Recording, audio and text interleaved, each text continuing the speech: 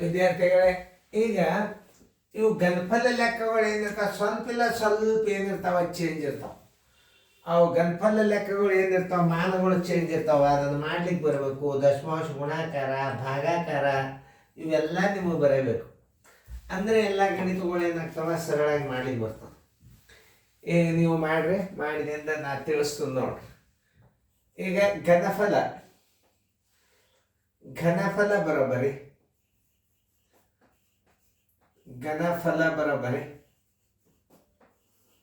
ಉದ್ದ ಗುಂಡ್ಲೆ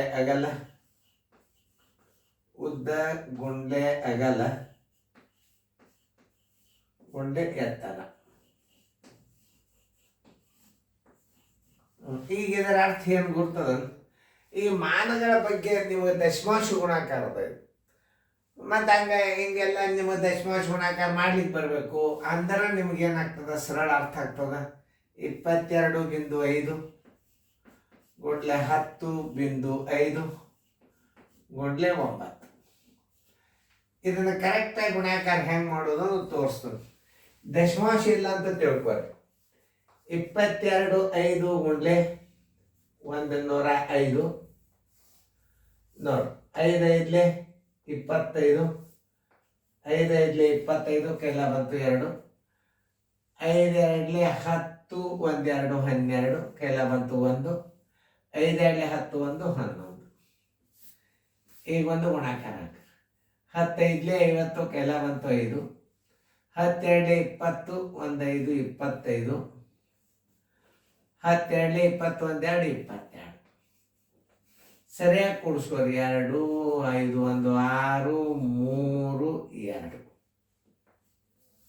ಈಗ ಎಷ್ಟರಲ್ಲೇ ನೋಡಿ. 5 5 25 125, 5 10 11 1, 10 55, 10 20 25, 10 20 22 ಕರೆಕ್ಟಾಗಿ 9ರಲ್ಲಿ.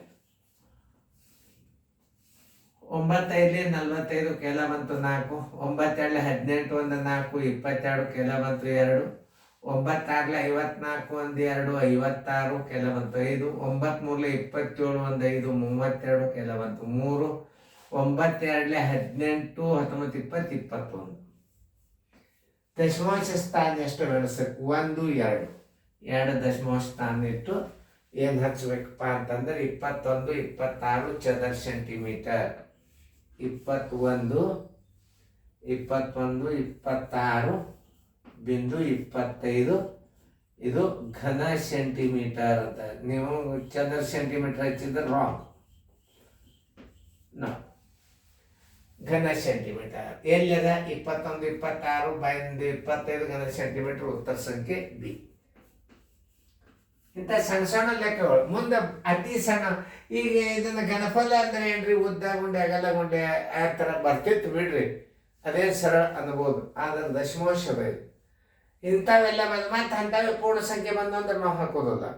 ಈಗ ದಶಮಾಂಶದ ಗುಣಾಕಾರನ ಹೆಂಗೆ ಹಚ್ಕೋಬೇಕು? ಇದು ದಶಮಾಂಶ ಗುಣಾಕಾರ ಕಲ್ತಂಗಾತ್. ನೀವು ಎಷ್ಟು ಮಾದರಿಗಳನ್ನು ನೀವು ರೂಢಿ ಮಾಡ್ಕೋತೀರಿ ಅಷ್ಟು ನಿಮ್ಮ ಪರೀಕ್ಷೆ ಕ್ವಶನ್ ಪೇಪರ್ ಸರಳ ಆಗಿಬಿಡ್ತದೆ. ತಿಳಿತಲ್ಲ? ಚೆನ್ನಾಗಿ ಫೇರ್ದಾಗ ಬರ್ಕೋರಿ, ಶಿಸ್ತಾಗಿ ಬಿಡಿಸ್ಕೋರಿ.